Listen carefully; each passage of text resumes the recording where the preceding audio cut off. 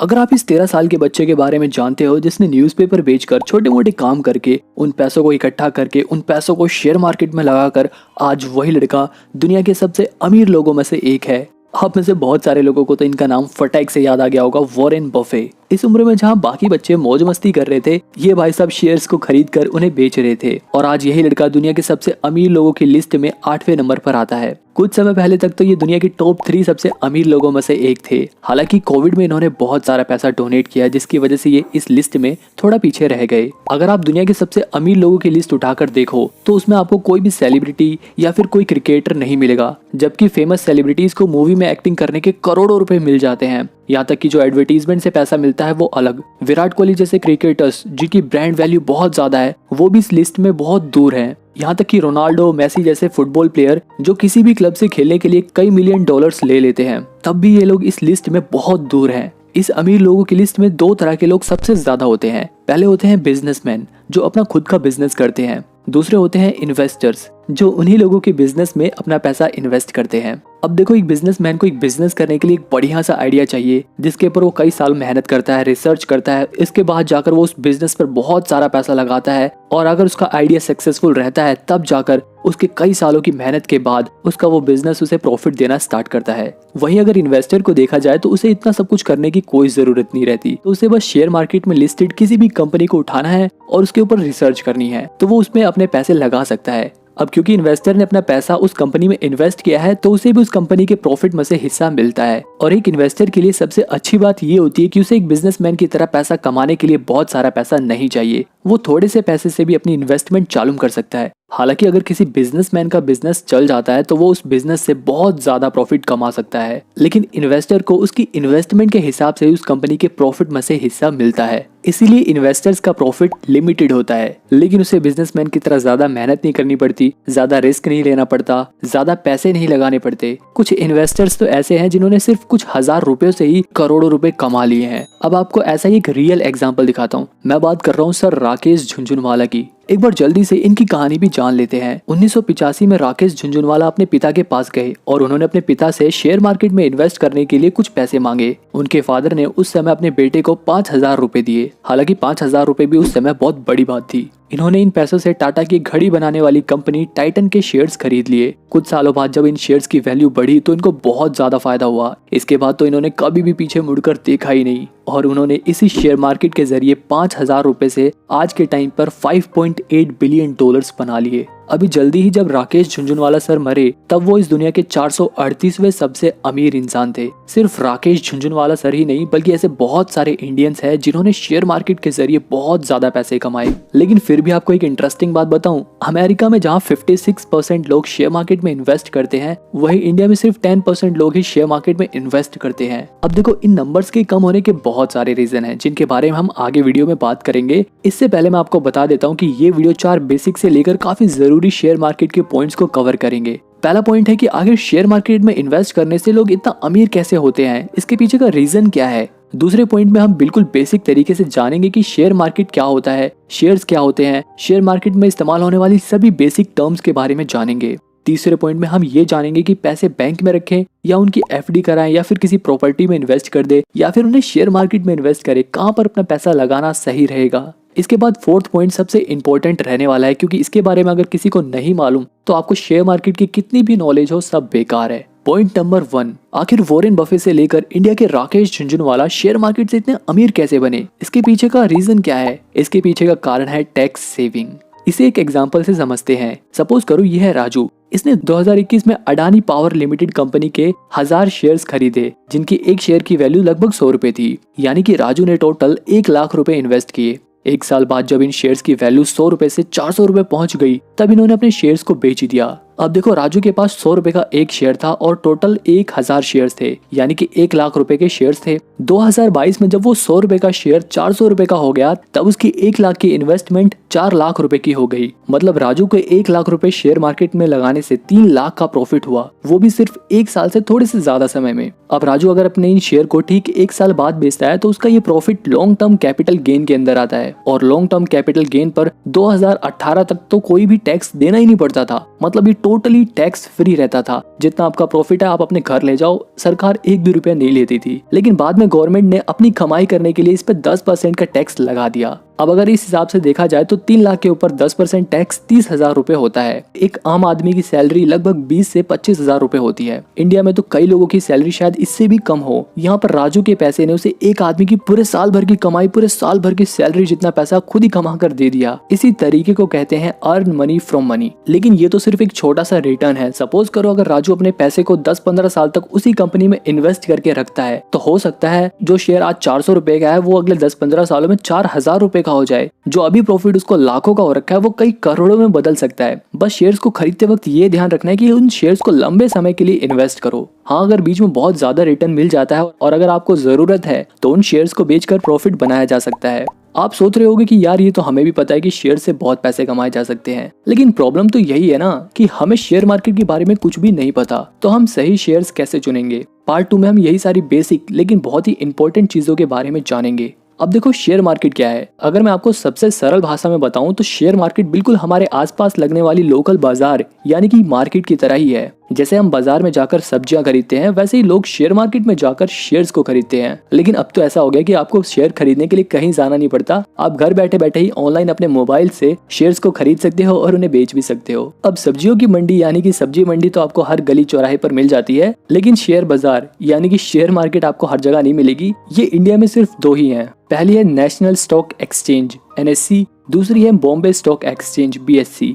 अब जानते हैं कि आखिर शेयर्स का मतलब क्या होता है। शेयर्स का मतलब होता है हिस्सेदारी। अगर आप किसी कंपनी में एक शेयर खरीद लेते हो तो इसका मतलब ये है कि जितना आपके पास उस कंपनी के शेयर हैं उतना ही आप उस कंपनी का मालिकाना हक रखते हो। इसे भी एक आसान से एग्जाम्पल से समझते हैं। मान लो मैंने एक कैटगुड लिमिटेड नाम की कंपनी खोली जिसके पास कुल 1000 रुपए की शेयर कैपिटल है। कंपनी अपनी सारी पूंजी का इस्तेमाल कंपनी के काम करने के लिए करती है। कंपनी अपनी इसी पूंजी को यानी कि अपनी इसी शेयर कैपिटल को अगर 100 बराबर हिस्सों में बांटती है तो इस तरह कंपनी के एक शेयर की वैल्यू निकालने के लिए हम उसे जितने हिस्सों में बांटना चाहते हैं उससे डिवाइड करेंगे तो एक शेयर की कीमत हमें पता चल जाएगी। जैसे यहाँ पर अगर हम 1000 रुपए को 100 से डिवाइड करें तो 10 रुपए शेयर की वैल्यू निकल जाएगी। इसी तरीके से हम किसी भी कंपनी के शेयर की वैल्यू निकाल सकते हैं, किसी भी कंपनी के नंबर ऑफ शेयर्स निकाल सकते हैं। अब अगर मैं फ्यूचर में अपनी कंपनी को बढ़ाना चाहता हूँ, अपने बिजनेस को और बड़ा करना चाहता हूँ तो इसके लिए मेरे को और पैसा चाहिए। तो अब मेरे को और पैसे चाहिए तो इसके लिए मैं शेयर मार्केट पे अपनी कंपनी लिस्ट कराऊंगा, जिसके बाद मैं आम जनता से यानी कि पब्लिक से भी पैसे ले सकता हूँ। अब यहाँ पे अगर मैं कहता हूँ कि जिसको भी मेरी कंपनी में इन्वेस्ट करना है वो मुझे एक शेयर का 10 रुपए दे और मेरी कंपनी के शेयर्स का हिस्सेदार बन जाए। मेरा एक राम नाम का फ्रेंड इसी कंपनी का एक शेयर खरीद लेता है,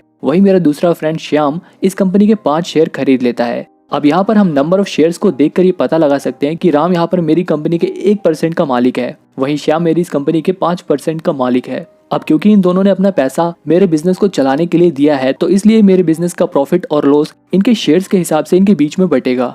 अब देखो शेयर मार्केट में इन्वेस्ट करने के 2 तरीके होते हैं। पहला तो ये होता है कि आप डायरेक्ट किसी भी अपनी मनचाही कंपनी के शेयर को पिक करो, उस पर रिसर्च करो और उसके बाद उस कंपनी के ऊपर पैसा लगा दो। दूसरा तरीका होता है इनडायरेक्ट। ये तरीका उन लोगों के लिए सबसे बेस्ट है जिनके पास शेयर पर रिसर्च करने का टाइम नहीं होता। अब ऐसे लोग अपना पैसा म्यूचुअल फंड्स में लगाते हैं जिसके अंदर एक्सपर्ट्स उन पैसों को अलग अलग शेयर्स में इन्वेस्ट करते हैं ताकि आपको बेहतर रिटर्न मिल सके। अब बात करते हैं पॉइंट नंबर 3 की। ये तो बात बिल्कुल सच है कि पैसा बहुत मेहनत से कमाया जाता है, इसलिए 1 रुपए भी सोच समझ कर इन्वेस्ट करना चाहिए। अब आज के टाइम पे अपने पैसे सेव करने के लिए बहुत सारे ऑप्शंस अवेलेबल हैं। या तो आप प्रॉपर्टी में इन्वेस्ट कर सकते हो, शेयर्स खरीद सकते हो, बहुत सारी चीजें हैं। लेकिन कहाँ पर पैसा लगाना सबसे ज्यादा फायदेमंद है, इसे भी अच्छे से समझने के लिए हम एक और एग्जाम्पल लेते हैं। सपोज करो ये है राम, श्याम, राजू, बाबूराव और तोतला सेठ। अब सपोज करो इन सभी के पास 1-1 लाख रुपए हैं। राम अपने 1 लाख रुपए को बैंक में जमा करा देता है, श्याम अपने 1 लाख रुपए की FD करा देता है, राजू अपने 1 लाख रुपए के शेयर्स खरीद लेता है, वहीं बाबूराव अपने 1 लाख रुपए की गोल्ड ज्वेलरी खरीद लेता है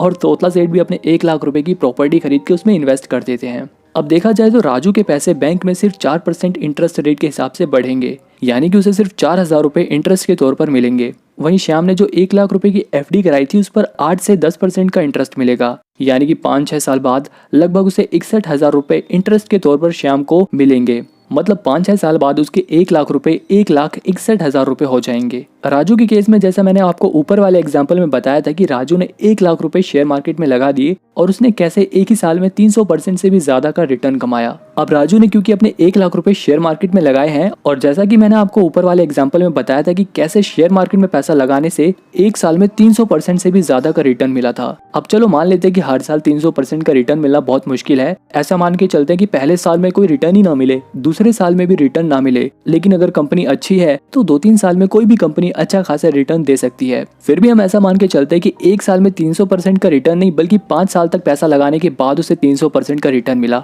मतलब उसके 1 लाख रुपए 5 साल बाद 4 लाख रुपए हो जाएंगे। वहीं बाबू राव के केस में देखा जाए तो उसने 1 लाख रुपए अपने गोल्ड में जो इन्वेस्ट किए हैं तो गोल्ड का रेट यूजुअली 5% के रेट से ही बढ़ता है। वहीं तोतला सेठ के केस में देखा जाए तो वैसे तो प्रॉपर्टी में इन्वेस्ट करने के लिए बहुत ज्यादा पैसे चाहिए होते हैं, लेकिन अभी के लिए सिर्फ तोतला सेठ 1 लाख रुपए में किसी सस्ती जगह को देखकर वहाँ की जमीन खरीद लेते हैं। बाकी जब उन्हें उनके 25 लाख रुपए मिल जाएंगे तो वो उसे किसी अच्छी जगह प्रॉपर्टी में इन्वेस्ट कर देंगे। लेकिन अभी के लिए देखा जाए तो 1 लाख रुपए की प्रॉपर्टी की वैल्यू बढ़ने में कई साल लग जाएंगे और हो सकता है कि 1-2 साल या फिर 5 साल तक तो उस प्रॉपर्टी की कोई वैल्यू बढ़े ही ना, और अगर बाई चांस बढ़ती भी है तो कुछ ज्यादा नहीं बढ़ेगी, सिर्फ 5 से 10% के रेट के हिसाब से ही बढ़ सकती है। अब अगर इन सभी के रिटर्न के हिसाब से देखा जाए तो 5 साल बाद सबसे ज्यादा प्रॉफिट होगा राजू को, क्योंकि उसने शेयर मार्केट में इन्वेस्ट किया।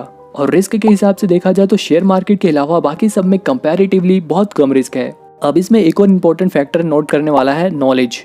शेयर मार्केट में इन्वेस्ट करने के लिए आपको थोड़ी बहुत नॉलेज होना जरूरी है। शेयर्स के ऊपर रिसर्च करना जरूरी है। आपको ये पता लगाना आना चाहिए, ये एनालिसिस करना आना चाहिए कि कौन सी कंपनी के शेयर फ्यूचर में ग्रो करने वाले हैं। जैसे कि शुरुआत में मैंने एग्जांपल दिया था कि राकेश झुनझुनवाला सर ने अपनी नॉलेज और एनालिसिस के हिसाब से टाइटन के शेयर चुने थे जिनकी वैल्यू फ्यूचर में कई गुना ज्यादा बढ़ गई थी। ऐसा इसलिए हुआ क्योंकि उनका एनालिसिस बिल्कुल सटीक था। इसी तरह से आज हम एनालिसिस करके किसी भी एक सही कंपनी के शेयर को पिक कर लेते हैं तो वो हमें फ्यूचर में करोड़पति बना सकती है। लेकिन अगर कोई कहता है कि यार मैं तो इतना पढ़ा लिखा नहीं हूँ, मुझे तो शेयर मार्केट की नॉलेज ही नहीं है, या फिर अगर कोई ऐसा कहे कि मेरे पास तो रिसर्च करने का टाइम ही नहीं है, तो ऐसे लोग म्यूचुअल फंड में इन्वेस्ट कर सकते हैं। म्यूचुअल फंड्स भी बहुत तरीके के होते हैं जिनमें शेयर्स के मुकाबले कंपैरेटिवली कम रिस्क होता है। अब क्योंकि रिस्क कम होता है इसलिए रिटर्न भी कम होता है, और शेयर मार्केट में रिस्क ज्यादा होता है तो वहाँ पे रिटर्न भी ज्यादा मिल सकता है। अब ये आपके ऊपर डिपेंड करता है कि आप अपने पैसे कहाँ इन्वेस्ट करते हो। बस बैंक अकाउंट में ज्यादा पैसे कभी भी नहीं रखने चाहिए, क्योंकि बैंक अकाउंट में रखे पैसे हमारे कभी भी बढ़ते नहीं है, बल्कि इन्फ्लेशन की वजह से उनकी वैल्यू हमेशा कम ही होती है। अब अगर आप शेयर मार्केट में या म्यूचुअल फंड में इन्वेस्ट करते हो तो क्यों करते हो, और अगर नहीं करते तो क्यों नहीं करते, मुझे कमेंट में जरूर बताना। 4th पॉइंट है रियलिटी ऑफ स्टॉक मार्केट। अगर आप कभी शेयर मार्केट में इन्वेस्ट करते हो तो इस पॉइंट को हमेशा याद रखना। शेयर मार्केट बिल्कुल जादू की तरह है, जो रातों रात किसी को भी करोड़पति बना सकता है तो किसी को भी बिल्कुल रोड पर ले आता है। ऐसे बहुत से लोग हैं जिन्होंने शेयर मार्केट में पैसा लगाया और आज वो दुनिया के सबसे अमीर लोगों में से एक है। लेकिन ऐसे भी बहुत सारे लोग हैं जो करोड़पति से एकदम कंगाल हो गए हैं। इसका सबसे बेस्ट और रियल एग्जांपल है रिलायंस कैपिटल का शेयर। 2 जनवरी 2007 में रिलायंस कैपिटल का शेयर 704 रुपए का था और 6 अगस्त 2007 में रिलायंस कैपिटल के शेयर की वैल्यू 2161 रुपए हो गई। मतलब 8 महीने में ही इस शेयर की वैल्यू 300% से भी ज्यादा रेट से बढ़ी थी। इस टाइम पीरियड के बीच में जिन लोगों ने अपने पैसे लगाए थे वो लोग करोड़पति बन चुके थे। लेकिन इसके बाद शुरू होता है शेयर के वैल्यू के गिरने का सिलसिला। अगले 2-3 महीने तक लगातार इस शेयर की वैल्यू गिरती रहती है और अगस्त में जो शेयर 2100 रुपए का था उसकी वैल्यू अक्टूबर 2018 तक आते आते 400 रुपए हो गई थी। मतलब 3 महीने में ही 500% की वैल्यू गिर गई थी। और इतना ही नहीं, इसके बाद इस शेयर की वैल्यू गिरते गिरते आज के टाइम पे इस शेयर की वैल्यू लगभग 16 रुपए हो गई है। मतलब अगर इस शेयर ने कई लोगों को करोड़पति बनाया तो ये बात भी बिल्कुल सच है कि इसी शेयर ने बहुत सारे लोगों को कंगाल भी कर दिया। हालांकि इस लॉस को देखकर ये सोचने की बिल्कुल भी जरूरत नहीं है कि शेयर मार्केट हमारे लिए नहीं है। अगर हमने भी अपना पैसा लगाया तो हमारे भी पैसे डूब जाएंगे। लेकिन देखो ऐसा बिल्कुल भी नहीं है। यहाँ पर मैक्सिमम इन्वेस्टर ने अपने शेयर को सही टाइम पर सेल कर दिया होगा जिसकी वजह से उन्हें कम लॉस हुआ होगा। और ऐसे ही सिचुएशन में इन्वेस्टमेंट का सबसे बड़ा रूल काम आता है, don't put your all eggs in one basket. मतलब कभी भी अपने पैसे सिर्फ एक कंपनी के शेयर खरीद कर और उस कंपनी के सक्सेस के ऊपर डिपेंड नहीं रहना चाहिए, बल्कि अपनी इन्वेस्टमेंट को अलग अलग शेयर में इन्वेस्ट करके अपने पोर्टफोलियो में वैरायटी लाकर इन्वेस्टमेंट करनी चाहिए। और ये भी जरूरी नहीं है कि आप अपने सारे पैसे शेयर मार्केट में इन्वेस्ट करो। कुछ पैसे से आप गोल्ड खरीद सकते हो, कुछ पैसों को आप प्रॉपर्टी में भी इन्वेस्ट कर सकते हो, कुछ पैसों को आप म्यूचुअल फंड में लगा सकते हो। इसके अलावा हमेशा ये ध्यान रखें कि शेयर्स को लंबे समय के लिए खरीदने के अलावा समय समय पर उन कंपनीज के फंडामेंटल्स को चेक करते रहना चाहिए। ये देखते रहना चाहिए कि कहीं कंपनी में कोई गड़बड़ तो नहीं हो रही, और जैसे ही आपको कोई गड़बड़ नजर आती है तो आप अपने शेयर्स को सही टाइम पर बेचकर फ्यूचर में होने वाले लॉस से बच सकते हो। लेकिन ये गड़बड़ पता कैसे चलेगी?